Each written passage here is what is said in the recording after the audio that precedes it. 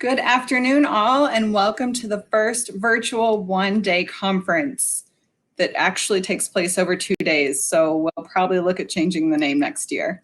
My name is Meg Junk, and I'm the Chief of Staff for the Division of Student Affairs.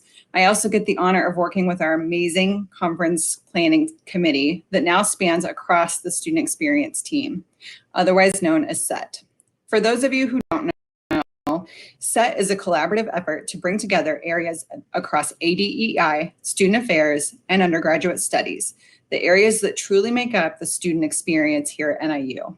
As a SET team, we strive to work across areas, break down silos, share information and resources, and truly work together for the benefit of our students. Our SET collaboration is led by Dr. Vernice Edgehill-Walden, Dr. Kelly Wesner-Michael, and Dr. Omar Grayeb. Before I bring our SET leaders to the stage, I want to say thank you to all the staff, faculty, and students who will be presenting over the next 2 days. We have a great list of programs, and I'm really excited about this year's offerings. I also want to highlight that the Home Student Center team has been integral in the ability to do this virtual experience. Their marketing and design folks, along with the production and technology services team, have really worked hard not to just support this conference, but also to provide you with an experience beyond Teams or Zoom. What you are seeing now on YouTube incorporates a lot of features to which they have access and can use to make our virtual events better and take them to the next level. In addition to thanking them, specifically Evan Forbes, who's behind the screens doing all of this right now, I want to encourage you to rethink your virtual events and consider these resources. Okay, at this time, I'm excited to bring on our fearless leaders to the stage and give some division updates and officially kick off this year's conference.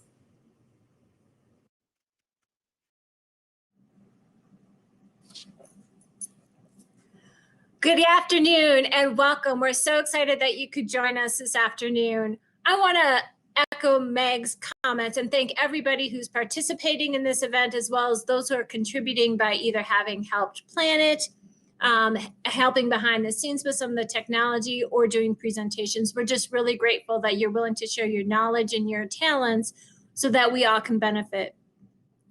I want to also say thank you for a crazy semester and all the work that you've been doing.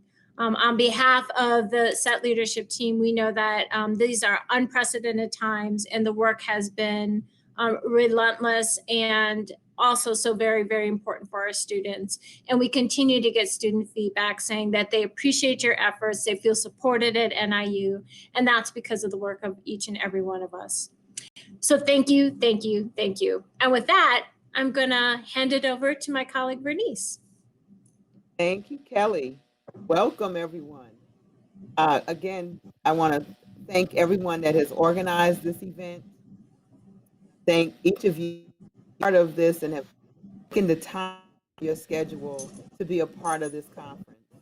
It has been quite a year, and I want to thank each and every one of you for the work that you have done to help us get to this point. It takes a lot of hard work. It has taken a lot of hard work through a pandemic, unrest, the weather, the elections. I mean, it just seemed like it was this one thing after another. And despite the many challenges, I am really pleased to say that I think that not only have we survived, but I think in some cases we have thrived. And so I also wanted to spend a little bit of time talking with you about some of the things that I think we should really be proud about. And a lot has happened in the last year. So I'm not going to take you through 12 months of achievements, but I think it's safe to say that we have quite a few things to be grateful for. The first is I am about work that NIU is doing and has been doing on equity and using the equity lens to really make decisions that support student-centered success. That is what we're here for, the students. And so I'm really excited about that. Let me start in February of 2020, when last year, when you and all of our committees around campus agreed upon an equity statement. Let me read it to you. It's on our website. Northern Illinois University strives to improve outcomes for all students by identifying and removing barriers that disproportionately hinder the academic achievement, student experience of historically and currently underserved populations. Who knew that a month later, after we approved this equity statement, we would seriously have to put this statement into action? And the equity statement that really was vetted by the entire campus and all shared governance, students, faculty, and staff. We also, as an institution, the following month in March, about a week after we did the shelter in place, we received a national award for our transformational opportunity of inclusive excellence from the National Association for Diversity Officers in Higher Education. We, along with Adelphi University, were the two four-year public institutions that won that award, and I cannot say that we did this alone. Every single one of you, every single Husky, played a role in allowing us to be able to win that award. One day when we're back in face-to-face opportunities, we will share that award with you. I also wanted to talk about and give a shout out to all of the programming that everyone has done and pivoted from face-to-face student programming, faculty and staff program, the classes that were changed to online. I want to particularly thank our social justice education department, who quickly pivoted to online education, and it has certainly served not only our NIU community, but our local community well. In addition to the social justice education, I also wanted to say that I am excited about the work that we are continuing to do on belonging. Many of you participated in our October 22nd, 2020 belonging event when we had Dr. John Powell from California. We are continuing to build on that.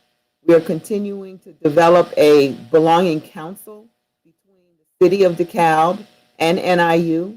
We are engaging in a grant from Healing, Illinois, that will support the Belonging Council and the work of developing pictures and art projects that reflect truly the diversity of who we are as a community at NIU and DeKalb. I also want to bring attention to the fact that we are going to be launching an accountability, diversity, equity, and inclusion accountability website that the president has been leading the charge in and wanting us to be able to create a space online where we can hold ourselves accountable and also track the progress on the work we are doing towards diversity, equity, and inclusion. This is really important because as we continue to do the much of the work around equity and inclusion, it spans beyond ADEI. It's involved in academic affairs and student affairs, and you will hear that from my colleagues in a few minutes. Lastly, I just also want to point you to the Diversity, Equity, and Inclusion website. So if you're looking at events or interested in learning more about the Diversity, Equity, and Inclusion events, I encourage you to go to our current website, which is more focused on programming. Again, thank you all so much for the work that you have done. It has truly been a heroic feat, but we have done it. And there's nothing else I can say but go Huskies. Thank you.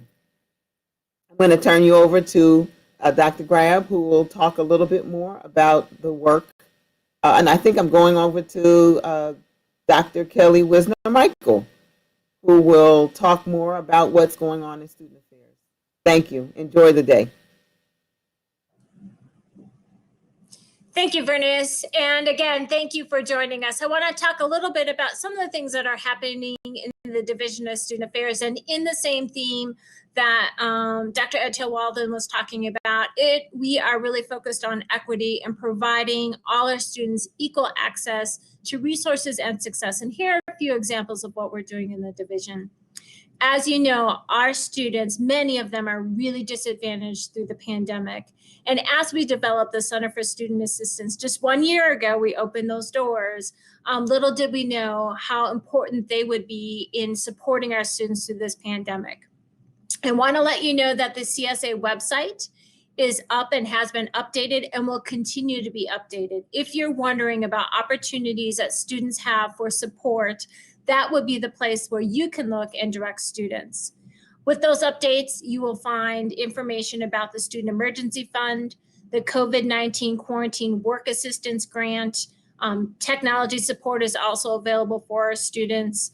I want to thank the staff who've been dedicated to all of these efforts and the team behind the scenes that are working to make sure that our students have access to some of these resources as they struggle through COVID. And just struggle navigating the university. It's hard to be a college student and navigate through an institution, much less in the middle of a pandemic. And the work of the staff has been critical. There has also been fundraising efforts. There has been opportunities to secure state grants and federal funding. All of those have contributed to the funds that are available in the CSA. The food pantry also remains available with limited hours, and also individuals can make arrangements for food pickups, and that is all available in Campus Life Building. They're open daily. Again, on the theme of equity, Student Government Association and their work with student organizations have been really striving toward a more equitable approach to representation as well as resource allocation. This past Sunday, we're really excited to share that the Student Senate passed a new representation model. We are moving from where students are represented based on where they live, that might be on a certain block or in a residence hall, to looking to a model where governance representation is through the colleges, through resource centers, through at-risk student populations, to make sure that we really have a true representation on our student government and in our student senate. This is a really exciting move to really begin to bring synergy to that governance process and get the campus invested in student government and all that we can do to really support our students in that civic engagement endeavor. Also, student government has been working to look to increase visibility and transparency in their allocation process and the budgeting process. They are going to be taking a look at recategorizing how or putting student organizations into categories that are very clear, so that students know that a student recognized organization is different from one that might be located in an academic department and funded by an academic department versus, let's say, a sports club. Also, with that recategorization, as we make clear what categories of student government organizations or student organizations are available, we're also, with that, building in a budget plan so that there's clear budget timeline and process for each one of those categories, again, bringing transparency to the allocation process. They're also taking a look at setting aside some funds for campus-wide initiatives that individuals, faculty, staff, or groups could come and access for different campus-wide activities that would be of benefit to the campus as a whole. So all of these things are being looked at by our SGAs that are really trying to not only make this a transparent allocation process, but really easy to navigate and equal access to all students and those who might be interested in gaining the resources that they have to help support our campus as a whole. Also, if you have questions about budget or any of the student organizations, there is a website off of the student involvement website that has all of the communications that are listed so that you can catch up to any information that's been sent out. And you can also there sign up for a weekly newsletter so that you can get dates, deadlines, upcoming information. That's really important so that we can stay on top of things. All of those things are available on a website, which is a great resource for our students and their advisors. I want to talk a little bit about surveillance testing and some of the things that we're doing to manage COVID. You may have heard we're loosening up on a few things. There'll be in-person dining on a limited and safe basis in home student center and the residence halls. We've expanded surveillance testing, and the number of students and faculty and staff that we're testing has increased. We continue to struggle with students in compliance with the surveillance testing. Please encourage any student who you know will be part of the surveillance testing, which would be those that have face-to-face classes, and particularly those in the residence halls. Please ask that they do their part to protect the PAC and be a part of the surveillance testing. Surveillance testing is now available in Home Student Center. It is now a spit test, so it is not through the nasal cavity. Those changes are hopefully going to make this process easier for our students, and please help us support our students in protecting the PAC. Lastly, I would like to remind you that we do send out a weekly Dean of Students message to all of our students. If you would like to receive that and see the information that students is gaining, you should contact Megan. She's happy to get you on a distribution list. We're also going to get a send me this button on that website soon as well. And I want to encourage all of you to put your events on the university calendar. Those are where we draw in the events that we would highlight, and we then know what's going on, and we can certainly spotlight anything that is of significance or important for our students. Or if there's information you would want us to include, please let us know at least 2 weeks ahead of time so we can build that into our content.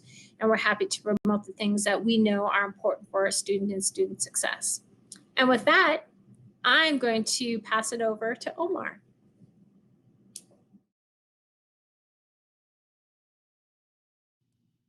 All right. Well, good afternoon, everyone.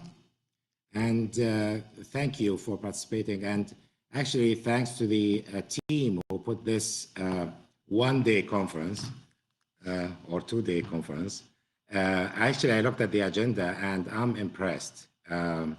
All the sessions are great, and I'm sure there's a great deal of learning that will happen. Well, let me start by saying what a year. It's like roller coaster. It's been crazy, and the challenges we faced this year, actually it was a test of our resilience as an institution. And the good news, we passed. We passed every single challenge. Despite all the challenges, we were able to meet the goals that we set for ourselves through the SIM plan, if you are familiar with the SIM plan, and I'm sure you read the SIM plan. As I always say, it takes a whole campus to help a student be successful. It is a collective effort. It is a shared responsibility. That's how we can be successful. As my colleagues indicated, for students, they don't differentiate this unit versus that unit. Every one of us represent NIU, and students don't differentiate between student affairs and academic affairs and ADI. It is NIU. And students' experience is critical when it comes to student success, students' engagement, students' retention. So despite all these challenges, I'm sure you are aware of our retention and the journey when it comes to our retention. Historically, we've been around 72. Guess what? Last fall, we hit high record 78 retention rate. And that was not possible without the collective effort and working as a team to help our students retain and engage. And not only we increased our retention by 6 points, but also we were able to shrink the equity gaps in terms of retaining our Black students versus the average, and our Latinx students versus the average. We shrank that gap significantly. It's not where we want it to be. We want to eliminate the equity gaps. That's our ultimate goal. Now, you might wonder what contributed to that jump in retention. There are many things. Again, I would list number one reason is, as I said, the collective effort, working as a team, the case management or integrated approach in terms of serving our students, and the fact that we deployed and launched and we all started using Navigate as a platform to coordinate our effort was significant. And talking about Navigate, and the reason why I want to highlight Navigate here, because as you know, the Navigate team and Brian and his team and Renee, whom we miss a lot already, we are launching the referral, and many of you are part of the referral network. And the idea behind the referral network, if I were an advisor or I were a counselor, and I meet with my student, and the student might need help from another unit, instead of simply going back to the Husky Shuffle and ask the student to go and talk to that unit or this unit, instead we refer the student through Navigate, so the other unit is aware that this student needs help from them, and that unit will follow up with the student. The whole idea so that the left hand would know what the right hand is doing, and collectively we are more effective in serving and addressing issues our students are facing. Now, we've been using this, or we launched it sometime around last March. Right now we are evaluating what's being done, and we will be communicating with you how we can fine-tune that. Now, another thing I want to talk about, actually the list of things we've been working on is endless, but a few things I want to talk about. Test blind. As you know, this year we are using our new admission standard, which is test blind. In other words, we are not asking for SAT or ACT. And that has implications, and so far it's only positive. Not only the new admission standard is giving access, equitable, I should say, access to prospective students, but we started seeing a positive impact. Just to give you an idea, Andrea and the University Honors, they also adopted the holistic approach to when it comes to admission to the University Honors. And let me report to you this year results. In 2019, we admitted 132 students, and of those students, we had 5% Black students and 10% Latinx. 2020, we admitted 181 students as freshmen into the University Honors, 11% Black and 24% Latinx. So you can see the increase in Black students and Latinx students into University Honors who would not have been able to be part of the University Honors. And when it comes to transfer students, in 2019, we have admitted 112 students, 9% Black, 13% Latinx. This year, we admitted 106 students, 10% Black, 23% Latinx. So we have better access to University Honors more equitable access to University Honors this year as a result of the change in the way we admit students into the University Honors. Also, another indicator we keep looking at, which is the scholarships, because financial or scholarships is an important factor when it comes to student success and students retention. The institution, our university, actually, the president and the senior leadership and Saul have been working in redefining the way we look at merit. What is merit? Is merit? I mean, historically, merit used to be measured by the ACT and the SAT. Not anymore. Now, the fact that we are not asking for ACT and the SAT, let me share with you so far what we are noticing in terms of scholarships.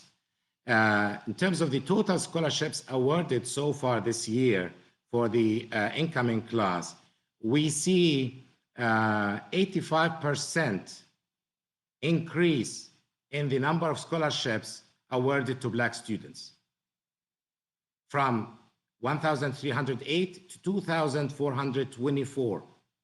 We see increase by 66% of merit scholarships to Latinx, from 1,576 to 2,609 students who were offered some sort of scholarships. Let's look at the Tier 1 scholarship, which is about 28,000 total, 7,000 a year for 4 years. We see increase of 300%, actually 301% for Black students, and an increase of 218% for Latinx students. So not only the new admission standard, not only offers equitable access when it comes to admission, but also equitable access to scholarships, equitable access to university honors. So far, we are very happy with the results we are seeing so far. I know that we have very tight schedule today, and we've been told you have to stop at 1 o'clock so that the first session starts. I just want to say that soon you will receive communication about, in light of the new admission standard, what happens to the Chance program. The Chance program actually has been here for 52 years, and year after year after year, we are more and more proud of our Chance program. And just looking at the graduates who graduated, who were admitted to NIU through the Chance program, and what they are able to do now. They are doctors, they are entrepreneurs, they are CEOs, etc. So the Chance program is staying, and not only staying, will continue to serve our students. However, the Chance program is not admission program anymore. It is more of a retention and success coaching program to help our students who need these services to be successful, right? So you will be receiving communication about how we will identify the students who will be eligible to be part of the Chance program. Another update you will receive through communication is our developmental education. There's a huge change there, and you will be pleased by the changes that we are making to our developmental, which was one of the setbacks or one of the barriers many of our students were facing as they are joining us. With that, I'm gonna kick it back and wish you good luck with the conference, and looking forward to reading the feedback about this conference. Thank you and good luck.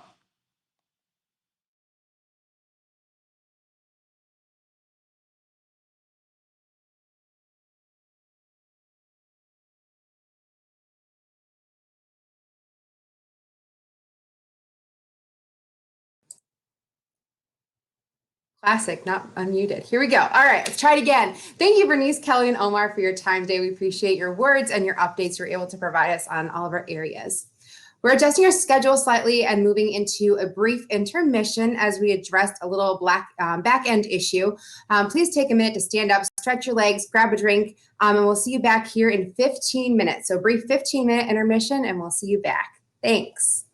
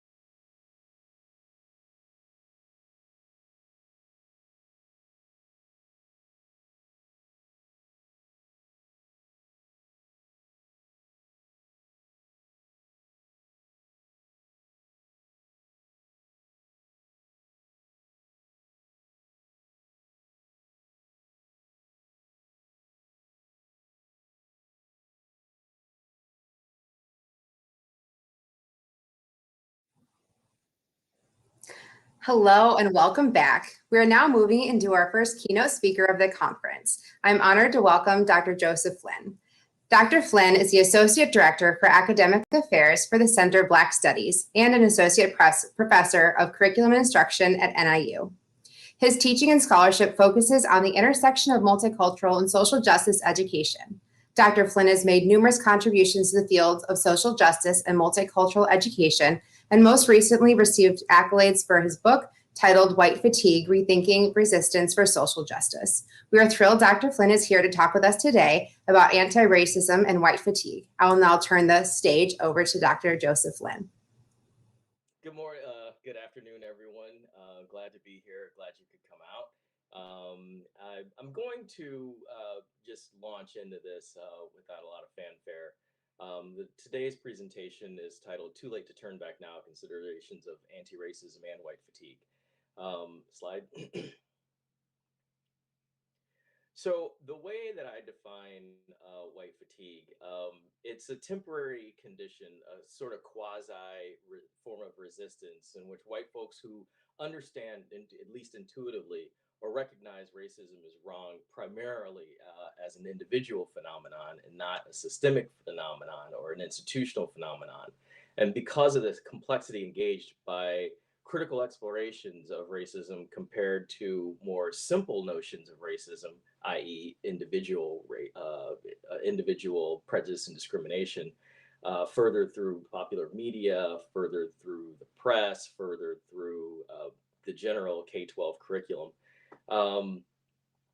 These and personal experiences, of course, this complexity is challenging to folks. And in dealing with that complexity and all of these, moving parts of understanding racism, it can cause particularly white folks to become tired or frustrated of talking about racism, even when they know that it's wrong, right? And also aggravating this is the fear, oftentimes the crushing fear of being labeled a racist for asking questions that some might think are, silly, or you should know that by now, or, we're tired of answering this question again. So when you take all these things together, it's not resistance in terms of a flat out rejection of the ideas, but it's a form of resistance that is specifically about understanding the ideas and embodying those ideas. Next slide. So I'm going to back up with that definition being given, and I'm going to, fold a different set of ideas on top of this idea of white fatigue. And with the slide that you see right now are images of the Children's Crusade in Birmingham on May 2nd, 1963. And that day, more than 1,000 African-American students left school and met at 6th Street Baptist Church to march downtown in protest of Jim Crow policies in Birmingham. The children, of course, through the iconic images, were met by law enforcement, the Birmingham Public Safety Office. And and hundreds of children that day were arrested. Over the next 4 days, and with repeated attempts to try to march to the courthouse, around 2,000 children were jailed. 2,000. And to the point that Birmingham Public Safety could no longer even accommodate space within the jails. So you had all these children that were active and trying to make a difference, but they ran into the virulent racism of a gentleman named Bull Connor, who was down in the middle at the bottom, standing in front of his force. Now, Bull Connor is known historically as being one of the most iconic virulent racists that we can think of. And he's proof positive of the ways in which law enforcement can be misused and can be an abusive force and not a supportive or protective or serving force. Now, we have to also recognize that, of course, this was a different time. At this point, neither the Civil Rights Act nor the Voting Rights Act of 64 and 65, respectively, had been passed. And although segregation and racism were evident throughout the nation, the South was especially iconic, of course. It was the avatar of racism and allowed those in the North and the West, for that matter, to escape their own complicity in racism by saying, well, we're not like them, even though they, the same, many of the same policies were spread across the country. And I think it's always important to recognize that and think about that, that the way that we understand racism in our society is a very truncated, edited version, oftentimes with a lot of misinformation. Now, at the same time, next slide, please. Now, at the same time that these children were risking their own lives and being jailed, etc., these were many of the prevailing images that were circulating throughout society to construct Black children. And they were regularly called alligator bait. There were millions of postcards circulating throughout the United States, particularly from states like Florida and Louisiana, in which Black children were seen in the mouths of alligators, promoting this idea that Black children were beastly, that they were expendable, that their lives did not matter, as well as these grotesque images like the pickaninny featured in the top right of the slide, as well as these other horrific images like the bottom left of the slide. So this is the way that Black children were being seen. They weren't being seen accurately. Next slide. Now, I want to tell a story. This young lady in the top, in the top and on the left and right, it's the same person. Her name is Latasha Harlins. And on March 16th, 1991, Latasha went, she lived in South Central Los Angeles, and she went to a convenience store to buy a bottle of orange juice. Now, from all reports, Latasha was a good kid. She was a good student. She was cute, smart, fun to be around. She had a lot of great friends, and she was the apple of her family's eye. And as she was trying to check out and buy her bottle of juice, the shopkeeper, a lady named Sun Jadu, began to accuse Latasha of stealing. And she began to accuse Latasha of stealing. And an argument ensued. Latasha turned around to walk away, saying that I don't need to steal anything. I have my own money. She put the bottle of juice down, turned around and walked out, and soon shot her in the back, killing her instantly. Now, the case, of course, caught a lot of attention, a lot of public attention. Soon was ultimately found guilty by a jury of her peers. Now, this is not where the story ends. The story takes a dramatic turn. Once the jury came back and gave their verdict, the judge, Joyce Carlin, over in the bottom right, she had decided that, and this was within her right as the judge, she had decided that Soon posed no public threat and therefore did not deserve a long prison sentence. She ultimately let her off on probation, and she went home after murdering a Black child. Now, the murders of Black children are a long storied history in this country. Down in the bottom left, you can see the images of Latasha flanked by Emmett Till, who was murdered in the 50s for allegedly whistling at a white woman, which that white woman later, near the time of her death, came out and said that the whole story was made up. And then, of course, you have the young Trayvon Martin, who was murdered by George Zimmerman. And although George Zimmerman was not a police officer, he did act in his mind as law enforcement. And we all know what happened with that. Now, next slide. Now, it's important to think about the fact that soon, and many others in the early 90s, saw Black women, Black young ladies in these optics. You know, welfare mothers, violent, angry, loud, uncouth, and any other negative term you want to use. So it's not just simply a matter of policy that we're dealing with. The Kids in the Children's Crusade definitely had, the civil rights movement in general in the 1950s and 60s definitely had high value and priority of trying to bring about equality. But the current fight might be a little bit different. Next slide, please.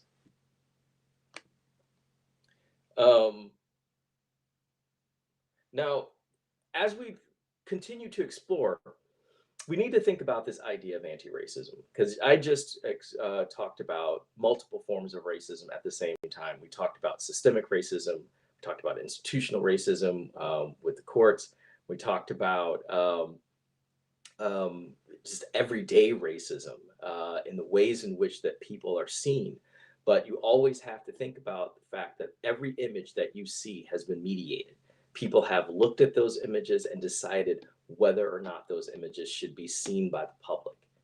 And throughout the history of American media, the folks that have controlled those levers of power have been overwhelmingly white. So this is something that can't be separated out from this conversation. So this long history of the negative representations and constructions of African Americans was not by happenstance. It happened for reasons. And those reasons stem all the way back into the time of slavery. So when people say, why do we talk about slavery so much? Why do people want to talk about slavery? Well, part of the reason that we do is because of these issues. So anti-racism is defined as the work of actively opposing racism by advocating for changes in political, economic, and social life. Anti-racism tends to be an individualized approach and set up in opposition to individual racist behaviors and impacts. So, you know, we try to talk about this in terms of individuals, balancing the place of the individual within these larger institutions, systems, and structures. Next slide. But as we can see, it's not simply these ideas of you know, representation and whatnot that are being fought against. It's also this notion of anti-Blackness. As anti-Blackness as being a two-part formation that both strips Blackness of value, dehumanizes Black folks, and systematically marginalizes Black people. This form of anti-Blackness is overt racism. Society also associates politically incorrect comments with the overt nature of anti-Black racism. Beneath this anti-Black racism is the covert structural and systemic racism, which predetermines the socioeconomic status of Blacks in this country and is held in place by anti-Black policies, institutions, and ideologies, the ways in which we think. Anti-Blackness is also the disregard for anti-Black institutions and policies. So, for example, last fall, when someone wrote the N-word on the side of the Center for Black Studies, that is constituted as anti-Blackness. This regard is the product of class, race, and/or gender privilege certain individuals experience due to anti-Black institutions and policies. So some folks, based on their identity, have a vested interest in promoting anti-Blackness. Oftentimes, well, sometimes, I'm not gonna say oftentimes, but sometimes even without them consciously engaging in anti-Black activity. Next slide, please. So it begs this question, when we think about this collective violence that has happened to Black folks over the centuries, it begs this question of, do Black Lives Matter? When the phrase Black Lives Matter came out, or the hashtag, people kind of situated that around this this rash of officer-involved shootings of unarmed or killings of unarmed Black men. So you have Eric Garner up at the top. You have Mr. Floyd down in the bottom right. You have Rodney King being beaten by 4 law enforcement officers over in the bottom left. But that's not just it. So Black Lives Matter is also about those centuries of capricious killing of Black bodies. So the ravages of slavery, which was about a lot more than just people having to work hard. Slavery was about the destruction of human beings and whittling human beings down to the notion of property. Meaning I can do with you whatever I want to do with you. So, oh, you love this woman? Well, I can take her in front of you if I so choose to. You know, oh, you want to run away? Well, I can cut your Achilles tendon so that you never run again, let alone cut off your foot, right?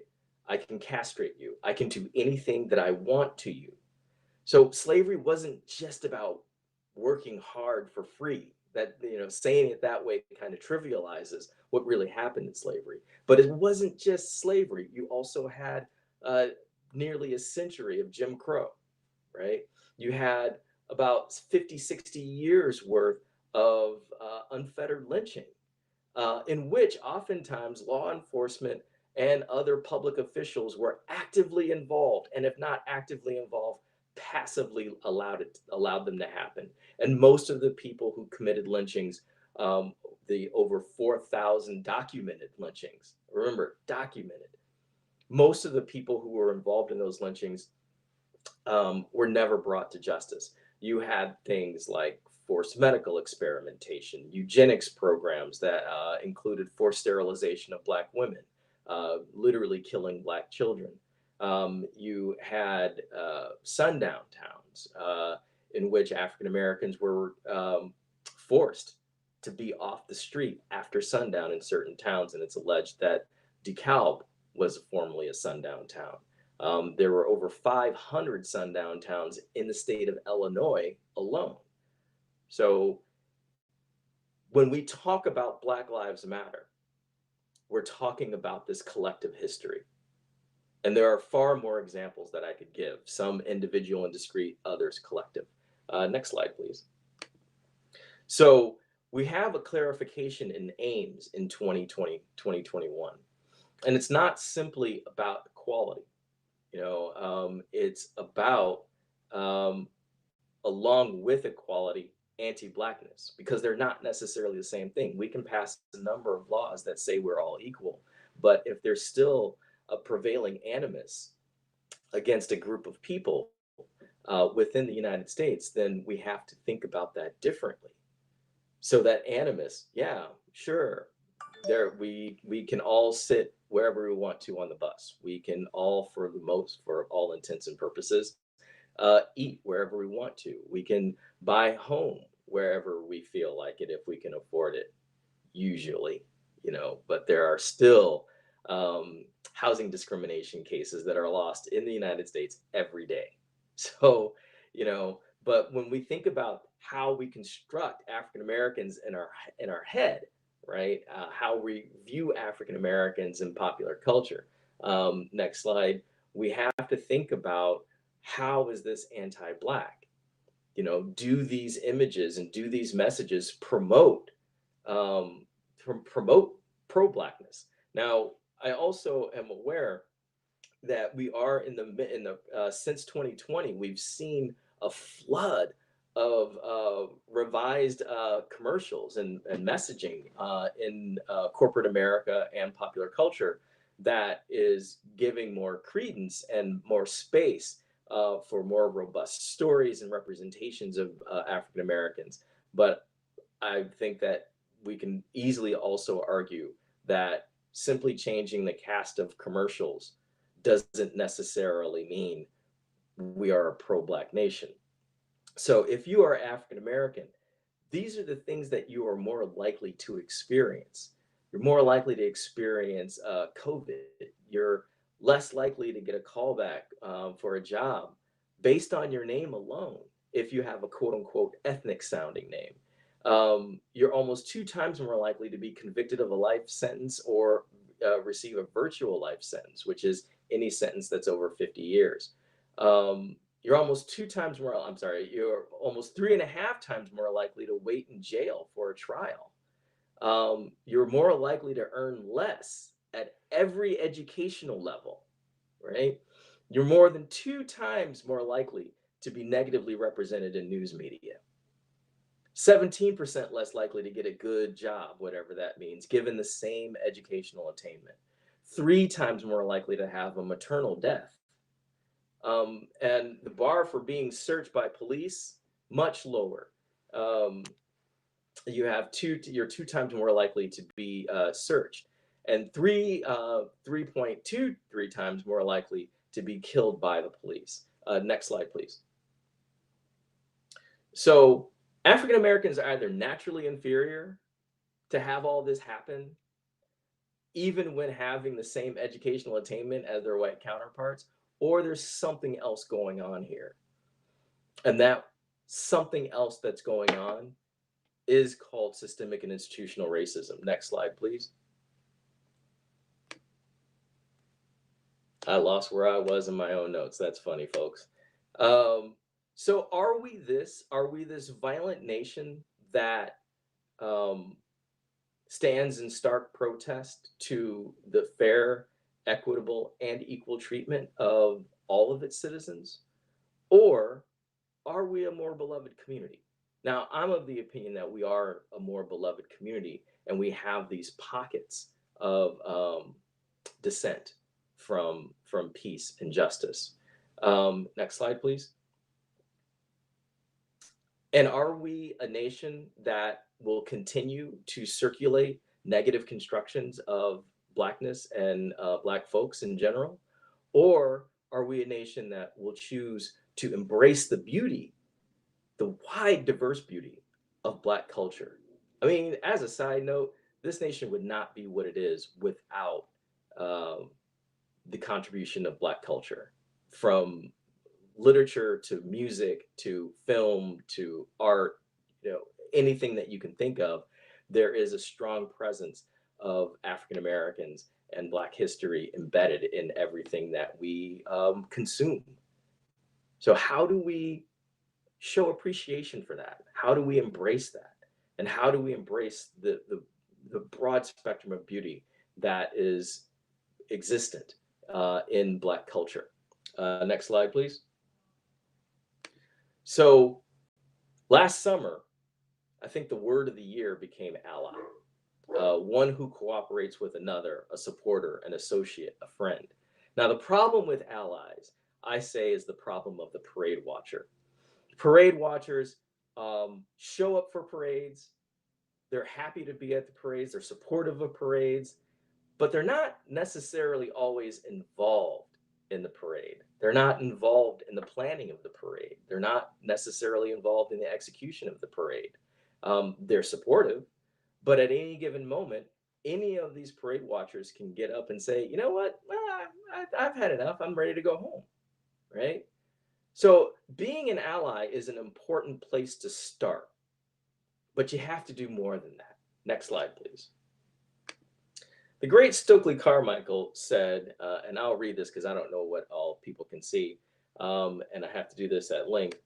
One of the most disturbing things about almost all white support, for context, this is from his 1967 book, Black Power by Stokely Carmichael and Charles Hamilton, and it lays down the ideas of Black Power. Now, if people ask you about Black Power never had the intention of getting rid of white people. It wasn't about that.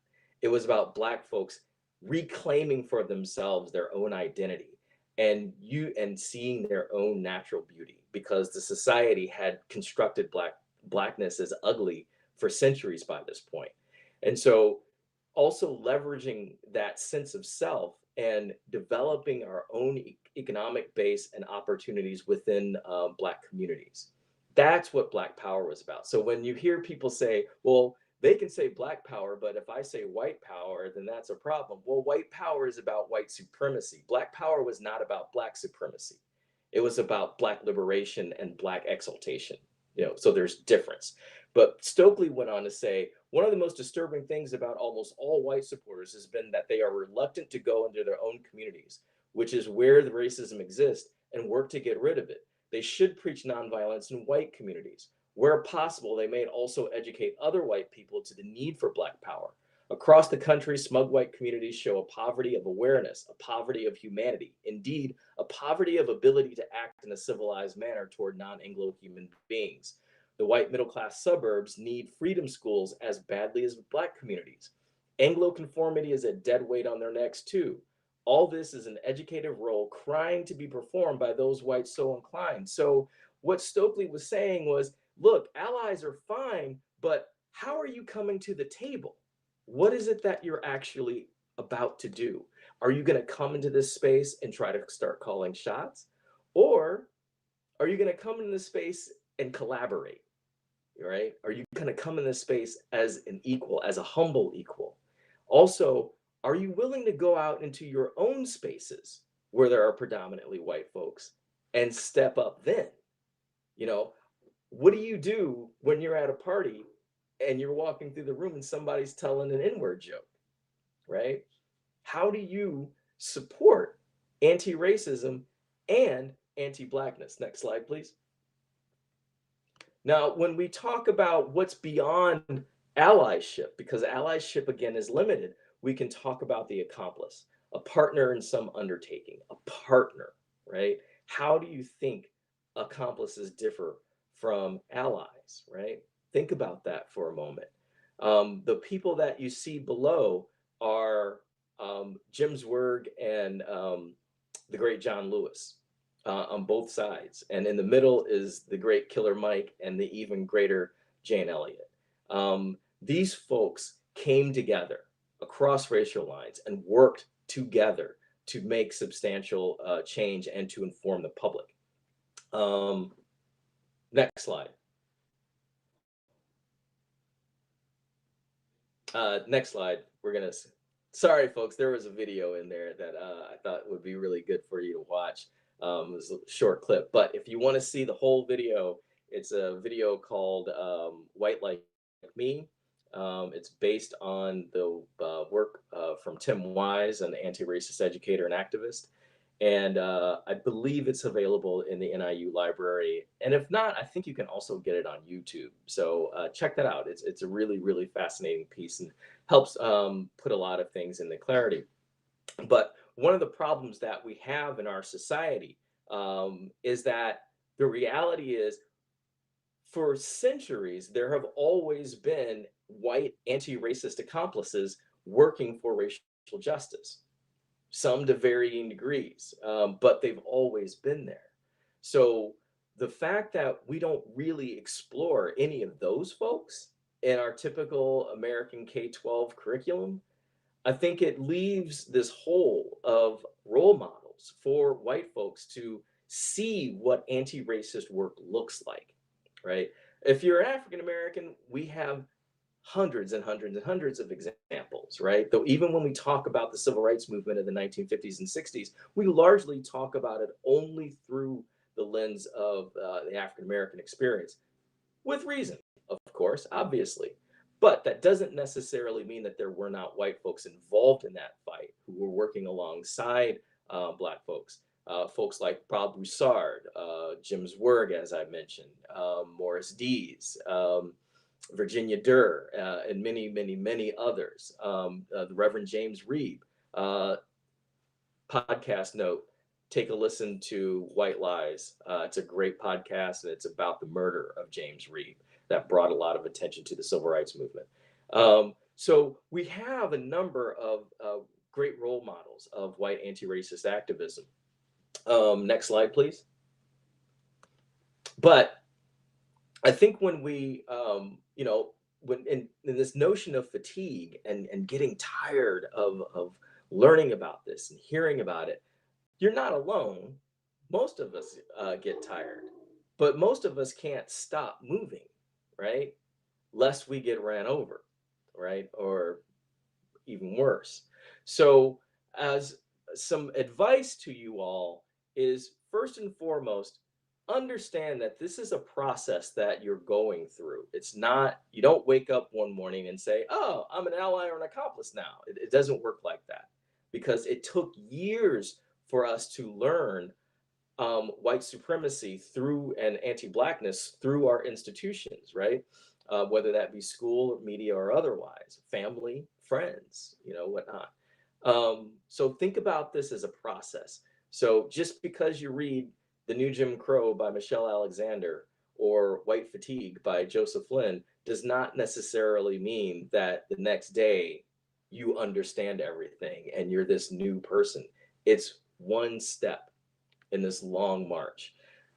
Separate morality from knowledge. Can't judge people for what they don't know. If they don't know, they don't know.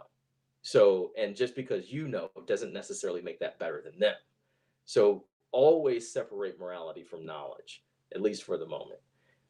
Use statistics and facts from reputable sources. You want to be, if you're involved in conversations, you want to know what's happening. Now, for a lot of you, when you first start talking about these things, you're not going to know everything, So don't go into conversations with the intention of winning. This isn't a sport.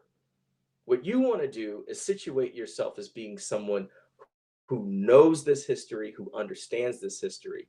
And the more you involve yourself, the more you have conversations, the more you invest in your reading, watching documentaries, working with other folks and organizations or what have you, taking classes, et cetera, et cetera. The more you do that, the stronger you get. I did not speak about this stuff when I was 20 the way that I do now, right? I had to learn about it and it took time. But along the way, I also had this North Star of my sense of values, my sense of justice, and my sense of fairness, and my love for humanity that kept me on that path. And that can also happen for you all. And I don't mean to speak in a deficit way, because I know that we also have a spectrum of where people are in terms of their understanding and their consciousness. So I always have to promote these messages in a more general tone. So if it doesn't apply to you, well, I'm not sorry, because I'll say it again. But I want to recognize that there are a wide understanding of these ideas. Allow and encourage frustration, especially from yourself. It's okay to get frustrated. I'm of the opinion that it's okay to get fatigued. Getting resistant is not the same as getting fatigued. Again, fatigue is just a temporary state of frustration, but you're willing to move past that frustration.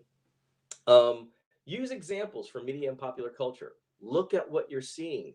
Critically think and evaluate different messages and images. A few years ago, there was a Vogue cover of LeBron James and some model. I don't remember which model it was, but they had LeBron posing in a way that was oddly similar to a King Kong poster. In other words, making LeBron into a big gorilla. The Vogue caught a lot of heat behind it. I don't think that they actually pulled the cover, but did express an apology, and with no offense intended, right? So these things still happen. Look at some of the ways in which Serena Williams is constructed in the media. I mean, some of the cartoons about Serena Williams are horrible, so look at media, see what and understand, well, what are people really seeing and how are they seeing these different groups of people? A couple more things and I'll be done. Recommend courses and sources to friends and family. If you're interested or anybody has any questions, especially if they're a student here at NIU or any other university or college, tell them, hey, maybe you should take a couple of credits to take a course and whatnot and whatever. That can really open you up. I'm of the opinion that it's always best to have these conversations and explore these issues in company. You don't want to do it alone. In doing it alone, you can misrepresent or misunderstand things. And I think when you have people in your company that you can share ideas with, you can tease those ideas out more easily and gain deeper understanding. Choose your battles. Everything is not a fight. I understand that we talk about this as this larger fight, and that's definitely true.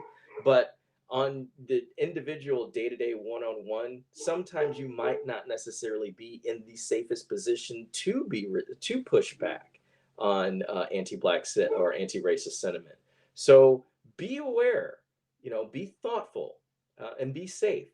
First and foremost, be safe, because if you get hurt too much, that can do many things, including change the ways in which you see the entire mission. But always understand that in that moment, there were millions of people that come before you that also shared in those battles. So always have that in the back of your mind.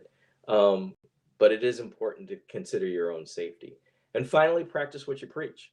If you believe in anti-racism and anti-Blackness and anti any other identity, show it. Nothing beats proof like action, right?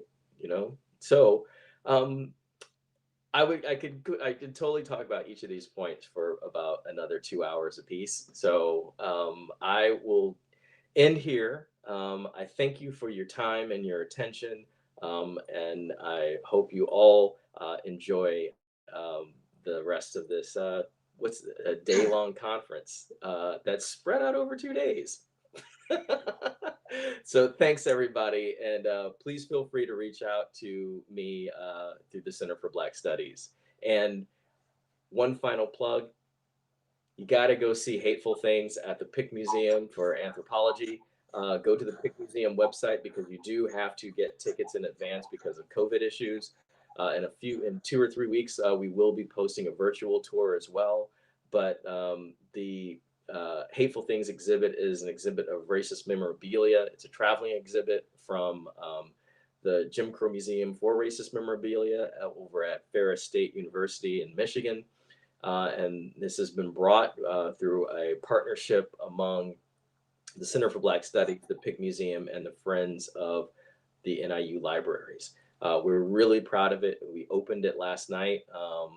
Facebook Lived the opening with me serving as tour guide, and it's a powerful exhibit, and in line with what I just talked about.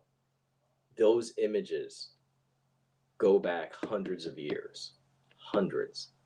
So as a parting shot, I'm going to ask you 2 questions for you to chew on. Number 1, can you name any law, policy, social practice that was designed and implemented by non-white folks that was meant specifically to marginalize white people? Number 2, do you recognize a historic pattern of the negative representations of white folks at the exclusion of positive representations? Think about those things, and then think about anti-Blackness, anti-racism, and what you feel your role is as a citizen. Thanks a lot, everybody, and take care. Thank you for sharing your expertise with us this morning, Dr. Flynn. We have a few quick announcements before moving into programming sessions. You'll find the links to each session in the full program schedule sent out yesterday. If you scroll down and click the links or copy and paste them into your browser, you should be able to connect via Teams. We will be recording all of our sessions, and we'll send out a folder so that you can access all the recordings post the conference, and we will include Dr. Flynn's video as he referenced in his presentation. We also want to highlight 2 social opportunities, both this evening and tomorrow morning. Today at 4:45, we'll have a virtual happy hour, and tomorrow from 8:30 till 9 a.m., we'll have a coffee break. We look forward to seeing you in those virtual spaces. We'll be starting our programming sessions in just a few moments. Thank you for your support and participation of the one-day conference. Enjoy your sessions this afternoon.